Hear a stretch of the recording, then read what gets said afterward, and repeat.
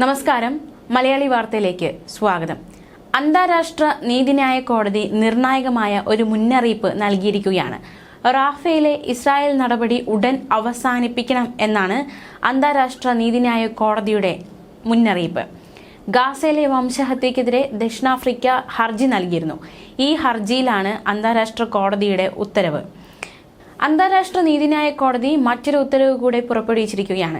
ഗാസയിലേക്ക് സഹായം എത്തിക്കാൻ റാഫ അതിർത്തി തുറക്കണമെന്നാണ് മറ്റൊരു ഉത്തരവ്. ബന്ദികളെ ഹമാസ് നിരുപാധികം വിട്ടയക്കണമെന്നും ഗാസയിലെ പാലസ്തീനികളുടെ അവസ്ഥ ദയനീയമാണെന്നും കോടതി വ്യക്തമാക്കി. ഇസ്രായേലിന്റെ ആക്രമണം ഗാസയെ മുഴുവനായി നശിപ്പിച്ചേക്കുമെന്നും കോടതി നിരീക്ഷിച്ചിരിക്കുകയാണ്.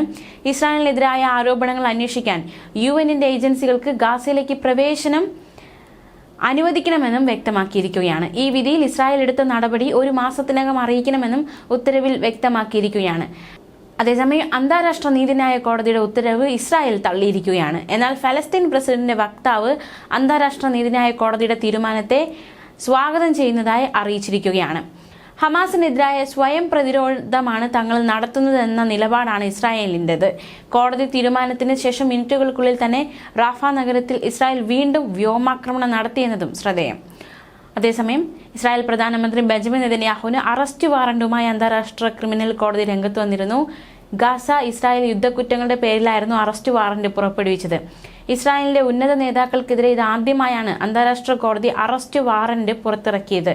ഇസ്രായേൽ പ്രതിരോധ മന്ത്രി യോവ് ഗാലന്റിനും യഹ്യ സിൻവാർ അടക്കം 3 ഹമാസ് നേതാക്കൾക്കെതിരെയും അറസ്റ്റ് വാറന്റ് പ്രഖ്യാപിച്ചിരുന്നു. ഹമാസിന്റെ രാഷ്ട്രീയ നേതാവ് ഇസ്മായിൽ ഹനിയ, ഗ്രൂപ്പിന്റെ സൈനിക മേധാവി മുഹമ്മദ് ഡീഫ് എന്നിവർക്കെതിരെയാണ് അറസ്റ്റ് വാറന്റ്. മാനവരാശിക്കെതിരായ നിരവധി കുറ്റകൃത്യങ്ങൾ നെതന്യാഹു ചെയ്തെന്ന് തെളിയിക്കുന്ന വിവരങ്ങൾ തങ്ങളുടെ പക്കലുണ്ട് എന്നാണ് അന്താരാഷ്ട്ര ക്രിമിനൽ കോടതി വ്യക്തമാക്കുന്നത്. മുഹമ്മദ് ഡീഫും യഹ്യ സിൻവാറും ഗാസയിലാണുള്ളത്.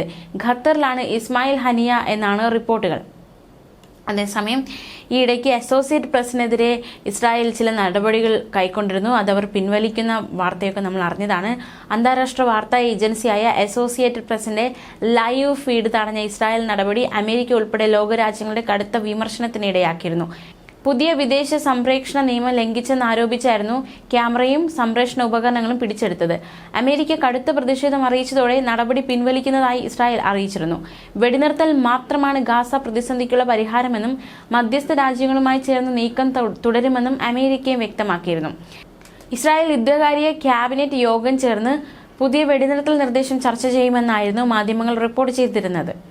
ന്യൂസ് ഡെസ്ക്, മലയാളി വാർത്ത.